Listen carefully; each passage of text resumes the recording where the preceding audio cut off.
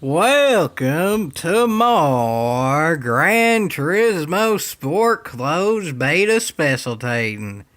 Today we have some Group 4 cars around Tokyo Expressway.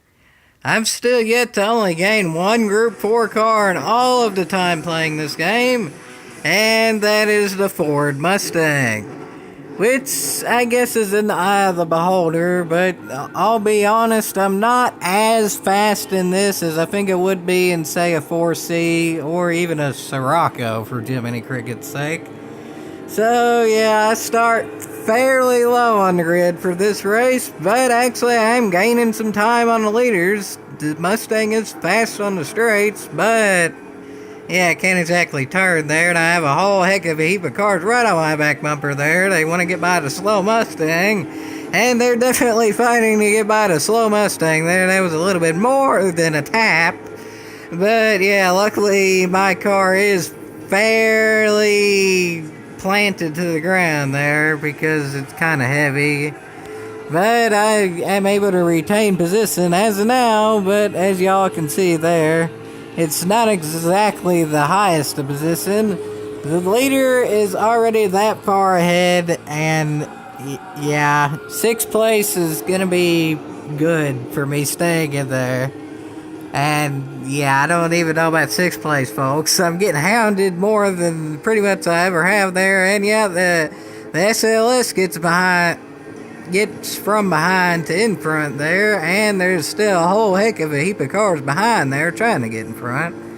But there's actually a car there in 5th and actually in 4th too that are kind of close, so this is really a 5 or 6 car battle here within about a second and a half of each other, so this is some good racing.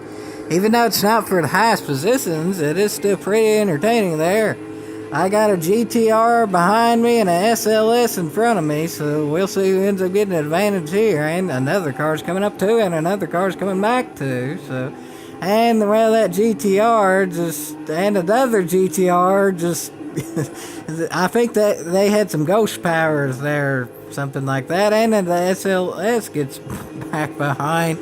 Holy snikes, it seems like he just teleported, and those two GTRs a second ago just went ghost on me. This is some strange stuff going on here, folks. Strange things are happening, and I don't know why, but it is pretty entertaining nonetheless. And let's quit with the old rock and roll references and go back to the more modern racing here. And this is some more modern racing. This is a new track to this game, and this is a new car to this game, and they both seem to suit each other decently well. But again, I don't exactly think the Mustang is the fastest car in this circuit, but it's not too bad, I guess. It is fairly planted, it is fairly loud, and it is fairly fast on the straights, but this is a turn. So we'll see what happens. Holy snikes, I actually gained time on the SLS there. That's surprising, folks, to say the least.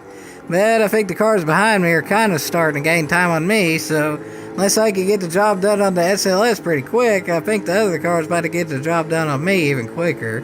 But I ain't gaining time on the straights here, though, so maybe, just maybe, I can pass the SLS. Definitely gonna... What in the blue blazes was that? That puke green Sirocco just... What? He just teleported through my car going like 2 times faster, and that was in like 4 positions higher than he was.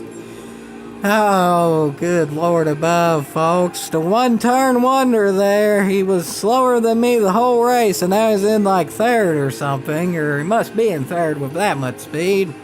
And the SLS is gaining a bit of time there, too. Yeah, I think that Sirocco's gone and then some, folks. I think I'm going to be extremely lucky to even be able to catch the One-turn wonder's back, folks. He can take that one turn better than any human being on the face of the earth, but I guess for the rest of the turns, not so much. So now I'm back at ahead of that same Sirocco somehow or another. So... yeah, that was an interesting chain of events right yonder. And I still have yet to get past SLS. We two seem to be fairly equal. As for the rest of the cars, that's Rocco ends up having about the same speed per lap as me, but, well, for that one magical turn, he's like 5 seconds faster or something like that. And that one magical turn's coming up quicker than Lickety Split, though, so I'm a bit afraid. But somehow or another, everything stays calm. I'm definitely glad for that, folks. I know entertaining racing is fun and all that, but this is entertaining enough for my taste. I'd much rather be able to get my online into the turn and not have to worry about a Satako trying to take it, but as of now, I do get my online into this turn, and it works, actually, so I do gain a little bit of time on the SLS, but it's getting to be to the point of too little too late there, because as you can see, it's lap 4 or 5, and we're already about halfway through this lap, and that SLS is pretty far up there, so I think he may have to make a mistake for me to be able to catch up, but when the stakes are this high, mistakes are fairly high as well, and the stakes are really high right now, because this is almost going to be a battle for 8th place and maybe just maybe a battle for 7th at some point, folks. Yeah, I don't think there's actually all that much higher than a battle for 8th when stakes are concerned. I can only think of about 7 things that could be higher. And 7 things all in all in the grand scheme of it ain't that much, folks. That ain't that much.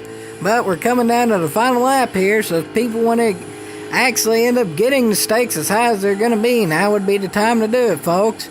I don't know, I think I've already about fried my steak. This Mustang is kinda getting a bit worn and torn, and hopefully the wear and tear doesn't end up getting me shook and booked, but we'll just have to see, folks.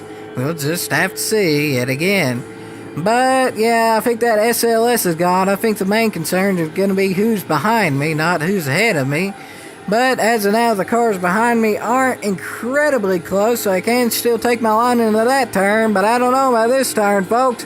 The one-turn wonder is back. Luckily, the one turn ain't there, but if he was able to carry that much speed for one turn, in theory, he might be able to do it for another, so hopefully he doesn't, or if he does, he just does it right directly into my back bumper, and not around it, and he's right directly on my back bumper, so hopefully he doesn't get around it, but he doesn't for now, so I do retain a slight lead over him, but he's probably going to try to push as hard as he can, and hopefully that's not harder than I could push in the Mustang, and, well, I think we're both pushing pretty hard there, but I think we're good now, folks.